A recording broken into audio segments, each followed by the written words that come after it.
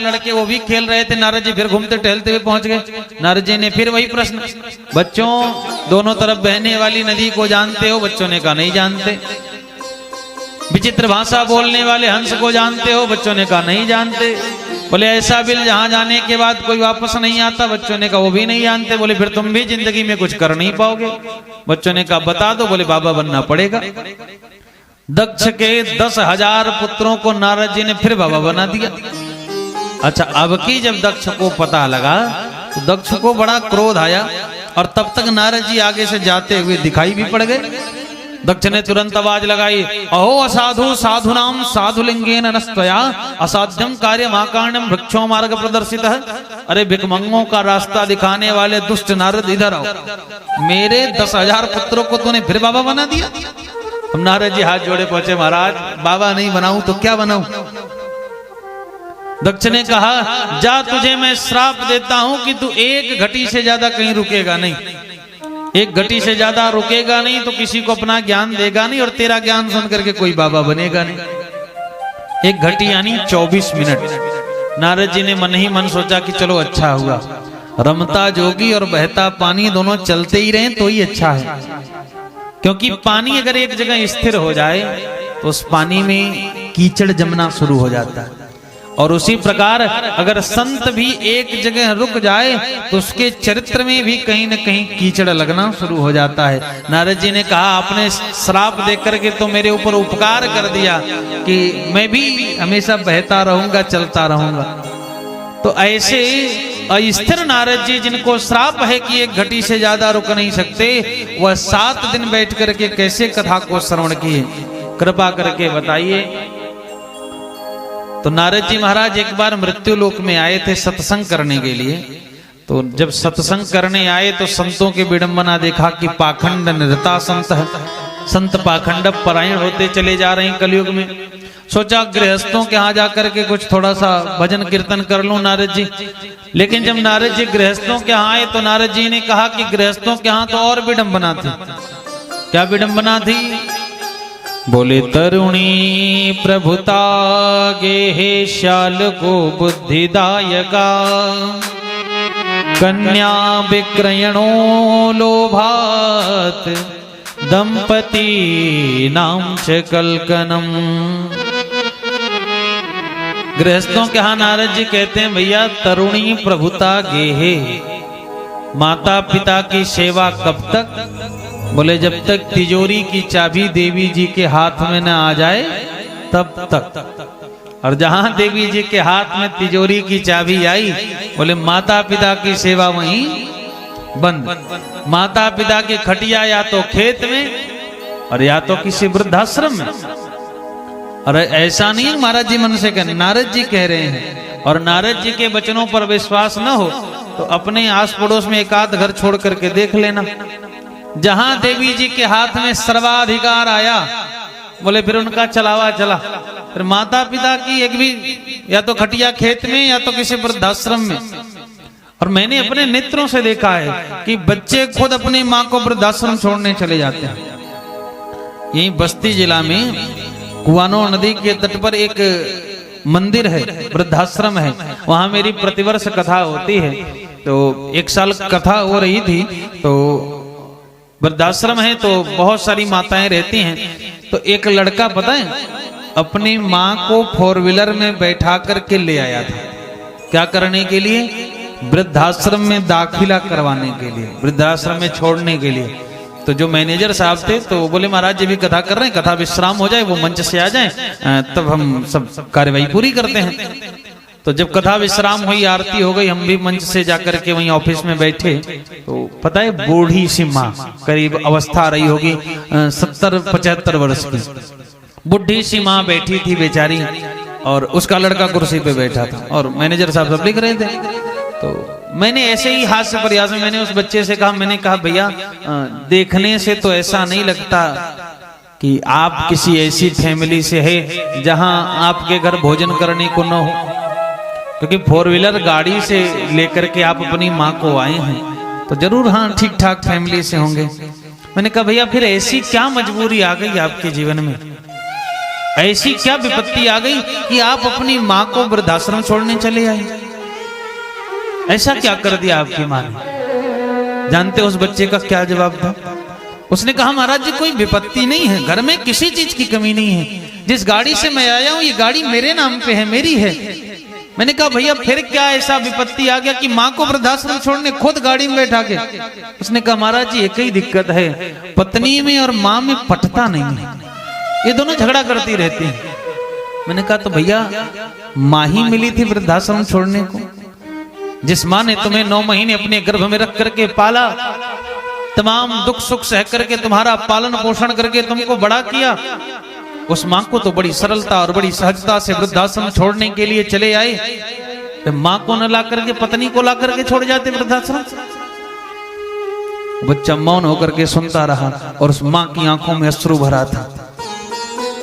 आजकल स्पष्ट देख सकते हो, तरुणी प्रभुता गे शालको बुद्धिदायका।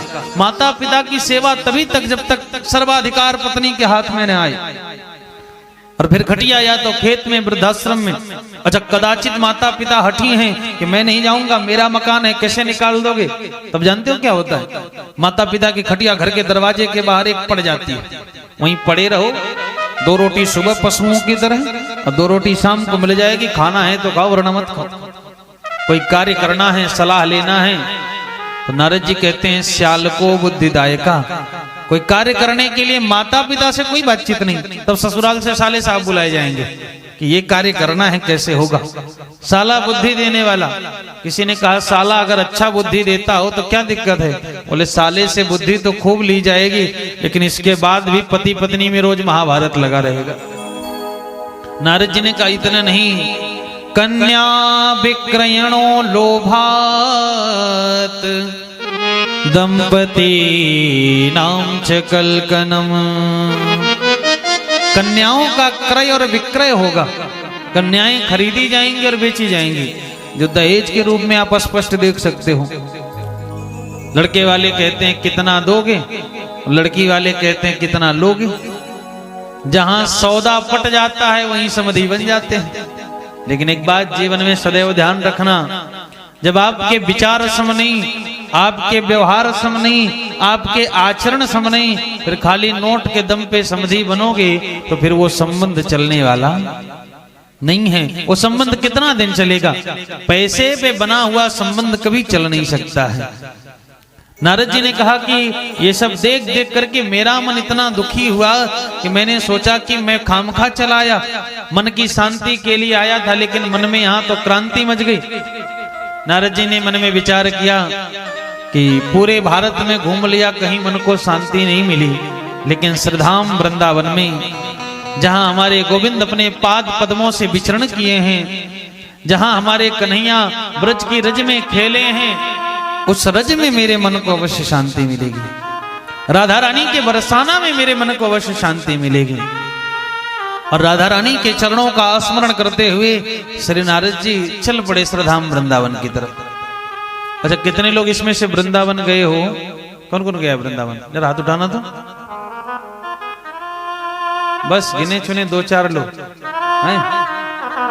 कोई बात नहीं, आज हम लोग यहीं सुल्तानपुर खेड़ा की पावन धरती पर बैठे बैठे जो नहीं चले हैं वो सब मिलकर के चलिए वृंदावन, और राधा रानी के चरणों में अपने मन को लगाते हुए आइए सब मिलकर के अपने तन को यहीं रहने दो, लेकिन मन को लेकर के चलो वृंदावन में बरसाना। और कहिए हो राधा रानी कृपा कीजिए, महारानी कृपा कीजिए, राधा रानी कृपा कीजिए, महारानी कृपा कीजिए, हमको अपना बना लीजिए, हमको अपना बना लीजिए, राधा रानी कृपा कीजिए, महारानी कृपा कीजिए, राधा रानी कृपा कीजिए, राधा रानी कृपा कीजिए। ऐसे नहीं, दोनों हाथ उठा करके बरसाने वाली की, वृषभान दुलारी की,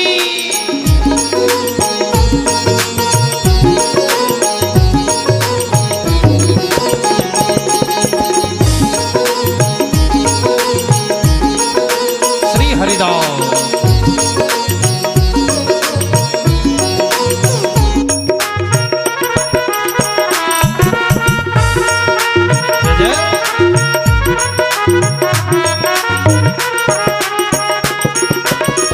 और कहिए कि हे स्वामिनी, हे राधा रानी, हम में सामर्थ्य नहीं है कि हम आपके वृंदावन आ सके। भाई सबके अंदर नहीं है सामर्थ्य कि सुल्तानपुर खेड़ा छोड़ के वृंदावन चला जाए। हे राधा रानी, हम में सामर्थ्य नहीं है कि हम आपके वृंदावन आए। हम वृंदावन नहीं जा सकते, लेकिन राधा रानी को सुल्तानपुर खेड़ा में बुला तो सकते हैं, हैं? कहिए कि हे स्वामी, जब आप हमारे यहाँ आएंगे, हमारे गांव में आएंगे, तो हम आपको कहाँ बैठाएंगे? पलकों के सिंहासन पर तुमको बैठाया है, पलकों के सिंहासन पर तुझको बैठाया है, और मन के मंदिर को बरसाना बनाया है, और मन के मंदिर को बरसाना बनाया है। पलकों के सिंहासन पर तुमको बैठाया है, पलकों के सिंहासन पर तुझको बैठाया है, और मन के मंदिर को बरसाना बनाया है, और मन के मंदिर को बरसाना बनाया है। इसमें आके रहा कीजिए, इसमें आके रहा कीजिए, आंचल में छिपा लीजिए, कृपा दीजिए, राधा रानी कृपा कीजिए, राधा रानी कृपा कीजिए, राधा रानी कृपा कीजिए। ओ राधा रानी कृपा कीजिए। दोनों हाथ उठा करके बड़े भाव से राधा रानी सरकार की ऊंची अटारी वारी की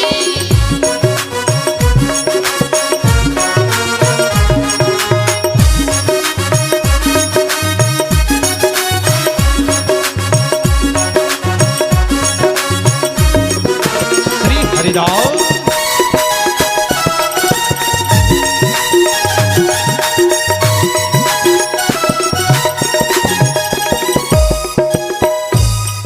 और कहिए कि हे स्वामिनी, पहले भी व्यर्थ हुआ कई बार मेरा जीवन, पहले भी व्यर्थ हुआ, और मेरा जीवन मैं तोड़ नहीं पाया माया का ये बंधन, मैं तोड़ नहीं पाया माया का ये बंधन। पहले भी व्यर्थ हुआ कई बार मेरा जीवन, पहले भी व्यर्थ हुआ कई बार मेरा जीवन, मैं तोड़ नहीं पाया माया का ये बंधन, मैं तोड़ नहीं पाया माया का ये बंधन। अब की बारी बचा लीजिए, अब की बारी बचा लीजिए, अब की बारी बचा लीजिए, अब की बारी बचा लीजिए, मेरे राधे राधा रानी कृपा कीजिए, राधा रानी कृपा कीजिए, महारानी कृपा कीजिए, महारानी कृपा कीजिए। बोल राधा रानी सरकार की। और मीठी मीठी तालियों की सेवा करते हुए ब्रह्म विश्वान दुलारी की।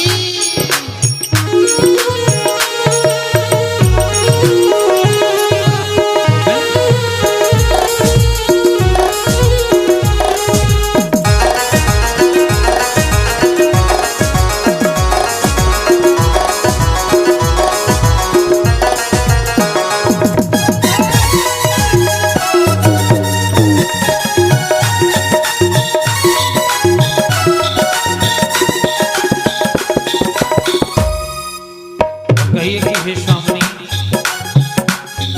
हरिदास तो पगले है जगती है रातों को, हरिदास तो पगली है जगती है रातों को। तुम दिल पे मत लेना पगली की बातों को।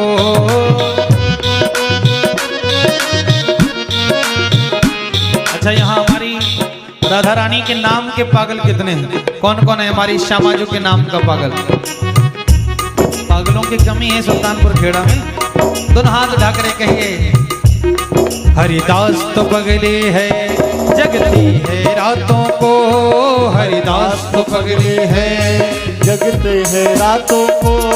तुम दिल पे मत लेना पगली की बातों को। तुम दिल पे मत लेना पगले की बातों को। जो भी मन में हो कह दीजिए, जो भी मन में हो कह दीजिए मेरे राधे। परेशाना बुला लीजिए, सामने बुला लीजिए। राधा रानी कृपा कीजिए, राधे रानी कृपा कीजिए। राधा रानी कृपा कीजिए, महारानी कृपा कीजिए।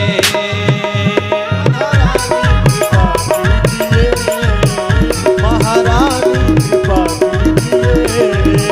हमको अपना बना लीजिए, हमको अपना बना लीजिए, हमको अपना बना लीजिए, हमको अपना बना लीजिए। राधा रानी महारानी कृपा कीजिए, राधा रानी राधा रानी कृपा कीजिए, राधा रानी कृपा कीजिए, राधा रानी कृपा कीजिए, राधा रानी कृपा कीजिए, राधा रानी कृपा कीजिए। बोल राधा रानी सरकार की, वृषभान दुलारी की। एक बार मुस्कुराते हुए बोलिए राधे राधे। थोड़ा और जोर से और प्रेम से।